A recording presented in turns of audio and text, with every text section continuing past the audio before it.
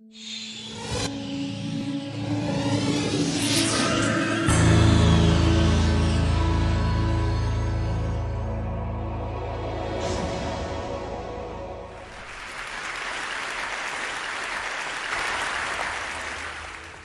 afternoon. There's a medical revolution happening all around us, and it's one that's going to help us conquer some of society's most dreaded conditions, including cancer. And the revolution is called angiogenesis, and it's based on the process that our bodies use to grow blood vessels. So why should we care about blood vessels? Well, the human body is literally packed with them, 60,000 miles worth in a typical adult. End to end, that would form a line that would circle the Earth twice. The smallest blood vessels are called capillaries. We've got 19 billion of them in our bodies. And these are the vessels of life. And as I'll show you, they can also be the vessels of death. Now, the remarkable thing about blood vessels is that they have this ability to adapt to whatever environment they're growing in. For example, in the liver, they form channels to detoxify the blood. In the lung, they line air sacs for gas exchange. In muscle, they corkscrew so that muscles can contract without cutting off circulation. And in nerves, they course along like power lines, keeping those nerves alive. And we get most of these blood vessels when we're actually still in the womb. And what that means is that as adults, blood vessels don't normally grow, except in a few special circumstances. In women, blood vessels grow every month to build the lining of the uterus. During pregnancy, they form the placenta, which connects mom and baby. And after injury, blood vessels actually have to grow under the scab in order to heal a wound. And this is actually what it looks like, hundreds of blood vessels all growing towards the center of the wound. So the body has the ability to regulate the amount of blood vessels that are present at any given time. And it does this through an elaborate and elegant system of checks and balances, stimulators and inhibitors of angiogenesis, such that when we need a brief burst of blood vessels, the body can do this by releasing stimulators, proteins called angiogenic factors, that act as natural fertilizer and stimulate new blood vessels to sprout. And when those excess vessels are no longer needed, the body prunes them back to baseline using naturally occurring inhibitors of angiogenesis. Now, there are other situations where we start beneath the baseline and we need to grow more blood vessels just to get back to normal levels, for example, after an injury. And the body can do that too, but only to that normal level, that set point. But what we now know is that for a number of diseases, there are defects in the system where the body can't prune back extra blood vessels or can't grow enough new ones in the right place at the right time. And in these situations, angiogenesis is out of balance. And when angiogenesis is out of balance, a myriad of diseases result. For example, insufficient angiogenesis, not enough blood vessels, leads to wounds that don't heal, heart attacks, legs without circulation, death from stroke, nerve damage. And on the other hand, excessive angiogenesis, too many blood vessels, drives disease. And we see this in cancer, blindness, arthritis, obesity, Alzheimer's disease. In total, there are more than 70 major diseases affecting more than 1 billion people worldwide that all look on the surface to be different from one another, but all actually share abnormal angiogenesis as their common denominator. And this realization is allowing us to reconceptualize the way that we actually approach these diseases by controlling angiogenesis. Now, I'm going to focus on cancer because angiogenesis is a hallmark of cancer, every type of cancer. So here we go. This is a tumor, dark, gray, ominous mass growing inside a brain. And under the microscope, you can see hundreds of these brown-staining blood vessels, capillaries, that are feeding cancer cells, bringing oxygen and nutrients. But cancers don't start out like this. And in fact, cancers don't start out with a blood supply. They start out as small, microscopic nests of cells that can only grow to 1/2 a cubic millimeter in size. That's the tip of a ballpoint pen. Then they can't get any larger because they don't have a blood supply, so they don't have enough oxygen or nutrients.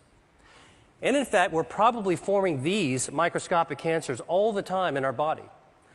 Autopsy studies from people who died in car accidents have shown that about 40% of women between the ages of 40 and 50 actually have microscopic cancers in their breasts.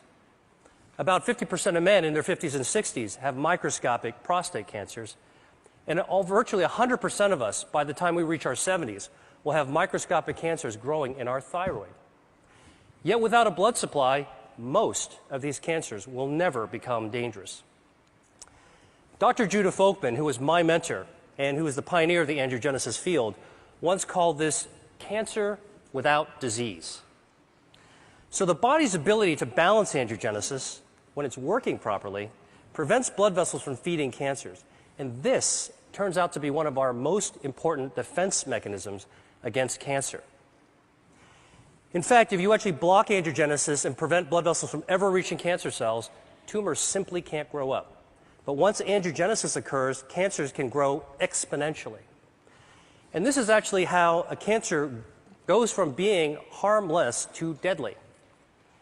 Cancer cells mutate, and they gain the ability to release lots of those angiogenic factors, natural fertilizer, that tip the balance in favor of blood vessels invading the cancer.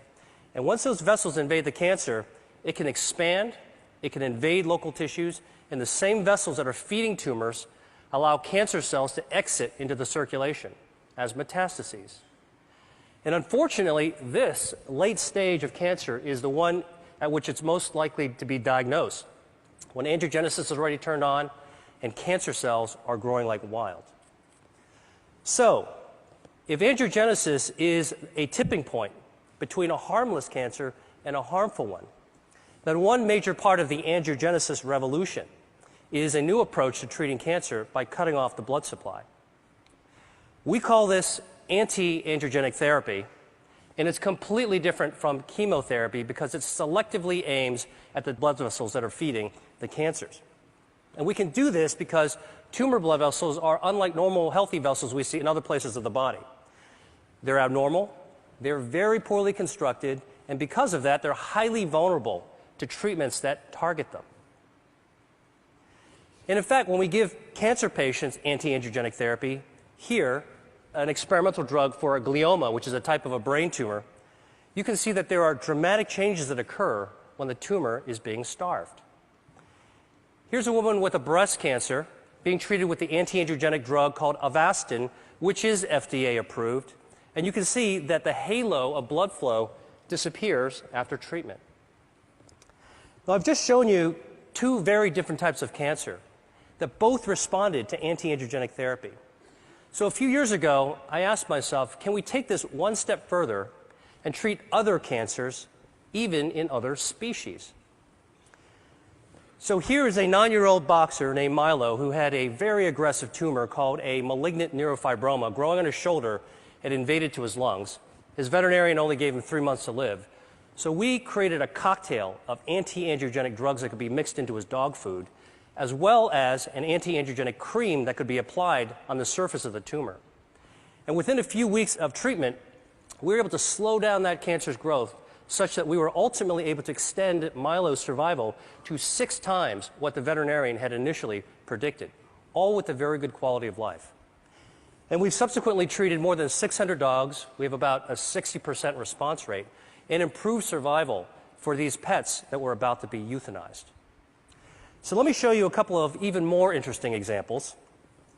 This is a 20-year-old dolphin living in Florida, and she had these lesions in her mouth that, over the course of 3 years, developed into invasive squamous cell cancers. So we created an anti-angiogenic paste. We had it painted on top of the cancer 3 times a week, and over the course of 7 months, the cancers completely disappeared and the biopsies came back as normal. Here's a cancer growing on the lip of a quarter horse named Guinness. It's a very, very deadly type of cancer called an angiosarcoma, had already spread to his lymph nodes. So we used the anti-angiogenic skin cream for the lip and the oral cocktail so we could treat from the inside as well as the outside. And over the course of 6 months, he experienced a complete remission. And here he is 6 years later, Guinness, with his very happy owner. Now, obviously, anti-angiogenic therapy could be used for a wide range of cancers. And in fact, the first pioneering treatments for people as well as dogs are already becoming available. There's 12 different drugs, 11 different cancer types, but the real question is, how well do these work in practice? So here is actually the patient survival data from 8 different types of cancer. And the bars represent survival time taken from the era in which there was only chemotherapy or surgery or radiation available. But starting in 2004, when anti-angiogenic therapies first became available, you can see that there has been a 70 to 100% improvement in survival for people with kidney cancer, multiple myeloma, colorectal cancer, and gastrointestinal stromal tumors. That's impressive. But for other tumors and cancer types, the improvements have only been modest. So I started asking myself, why haven't we been able to do better? And the answer to me is obvious. We're treating cancer too late in the game, when it's already established and oftentimes it's already spread or metastasized. And as a doctor, I know that once a disease progresses to an advanced stage, achieving a cure can be difficult, if not impossible. So I went back to the biology of angiogenesis and started thinking, could the answer to cancer be preventing angiogenesis? Beating cancer at its own game, so that cancers could never become dangerous. This could help healthy people, as well as people who have already beaten cancer once or twice and want to find a way to keep it from coming back. So to look for a way to prevent angiogenesis in cancer, I went back to look at cancer's causes. And what really intrigued me was when I saw that diet accounts for 30 to 35% of environmentally caused cancers. Now, the obvious thing is to think about what we could remove from our diet, what to strip out, take away. But I actually took a completely opposite approach and began asking, what could we be adding to our diet that's naturally anti-angiogenic, that could boost the body's defense system and beat back those blood vessels that are feeding cancers? In other words, can we eat to starve cancer? Well, the answer is yes, and I'm going to show you how. And our search for this has taken us to the market, the farm, and to the spice cabinet, because what we've discovered is that Mother Nature has laced a large number of foods and beverages and herbs with naturally occurring inhibitors of angiogenesis. So here's a test system we developed. At the center is a ring from which hundreds of blood vessels are growing out in a starburst fashion. And we can use this system to test dietary factors at concentrations that are attainable by eating. So let me show you what happens when we put in an extract from red grapes. The active ingredient is resveratrol. It's also found in red wine. This inhibits abnormal angiogenesis by 60%. Here's what happens when we add an extract from strawberries. It potently inhibits angiogenesis. An extract from soybeans. And here is a growing list of our anti-angiogenic foods and beverages that we're interested in studying. And for each food type, we believe that there's different potencies within different strains and varietals. And we want to measure this because, well, while you're eating a strawberry or drinking tea, why not select the one that's most potent for preventing cancer? So here are 4 different teas that we've tested. They're all common ones. Chinese jasmine, Japanese sencha, Earl Grey, and a special blend that we prepared. And you can see clearly that the teas vary in their potency from less potent to more potent. But what's very cool is when we actually combine the 2 less potent teas together, the combination, the blend, is more potent than either one alone. This means there's food synergy. Here's some more data from our testing. Now, in the lab, we can simulate tumor angiogenesis, represented here in the black bar. And using this system, we can test the potency of cancer drugs. So the shorter the bar, less angiogenesis, that's good. And here are some common drugs that have been associated with reducing the risk of cancer in people. Statins, non-steroidal anti-inflammatory drugs, and a few others. They inhibit angiogenesis too. And here are the dietary factors going head-to-head against these drugs. You can see they clearly hold their own, and in some cases they're more potent than the actual drugs. Soy, parsley, garlic, grapes, berries. I could go home and cook a tasty meal using these ingredients. So imagine if we could create the world's first rating system in which we could score foods according to their anti-angiogenic, cancer-preventative properties. And that's what we're doing right now. Now, I've shown you a bunch of lab data, and so the real question is, what is the evidence in people that eating certain foods can reduce angiogenesis in cancer.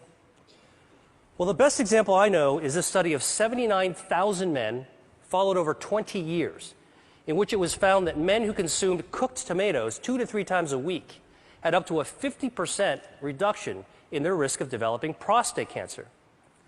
Now, we know that tomatoes are a good source of lycopene, and lycopene is anti-angiogenic.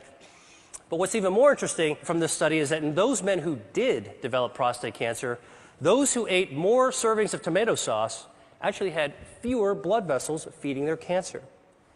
So this human study is a prime example of how anti-angiogenic substances present in food and consumed in practical levels can impact on cancer.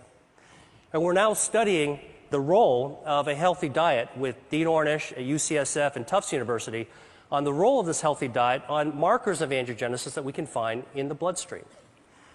Now, obviously, what I've shared with you has some far-ranging implications even beyond cancer research, because if we're right, it could impact on consumer education, food services, public health, and even the insurance industry. And in fact, some insurance companies are already beginning to think along these lines. Check out this ad from Blue Cross Blue Shield of Minnesota. And for many people around the world, dietary cancer prevention may be the only practical solution, because not everybody can afford expensive end-stage cancer treatments, but everybody could benefit from a healthy diet based on local, sustainable, anti-angiogenic crops.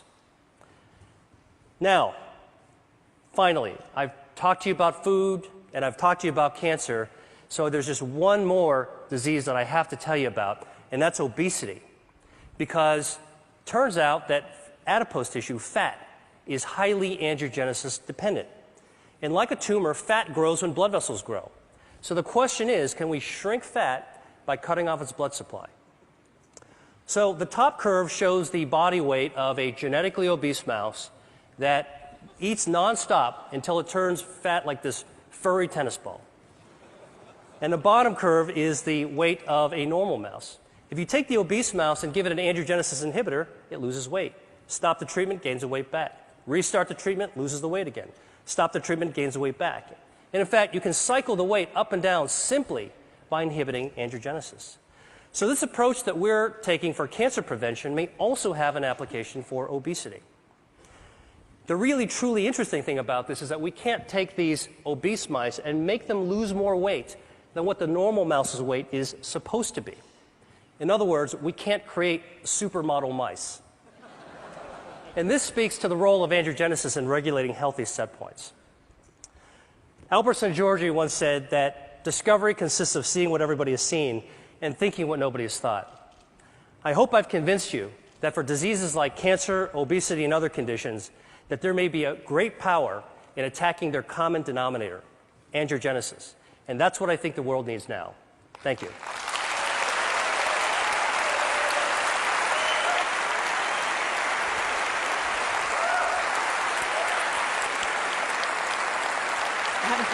So these drugs aren't exactly, they're not exactly in mainstream cancer treatments right now. For anyone out here who has cancer, what would you recommend? Do you recommend pursuing these treatments now for most cancer patients? So there are anti-angiogenic treatments that are FDA approved. And if you're a cancer patient or working with or advocating for one, you should ask about it. And there are many clinical trials. The Angiogenesis Foundation is following almost 300 companies. And there's about 100 more drugs that are in the pipeline. So consider the approved ones, look for clinical trials. But then between what the doctor can do for you, we need to start asking, what can we do for ourselves? And this is one of the themes that I'm talking about, is we can empower ourselves to do the things that doctors can't do for us, which is to use knowledge and take action. And if Mother Nature has given us some clues, we think that there might be a new future in the value of how we eat. And what we eat is really our chemotherapy 3 times a day. Right. And along those lines, for people who might have risk factors for cancer, would you recommend pursuing any treatment sort of prophylactically, or simply pursuing the right diet with lots of tomato sauce? Well, you know, there's abundant epidemiological evidence, and I think in the information age, it doesn't take long to go to a credible source like PubMed, the National Library of Medicine, to look for epidemiological studies for cancer risk reduction based on diet and based on common medications. And that's certainly something that anybody can look into. Okay, well, thank you so much.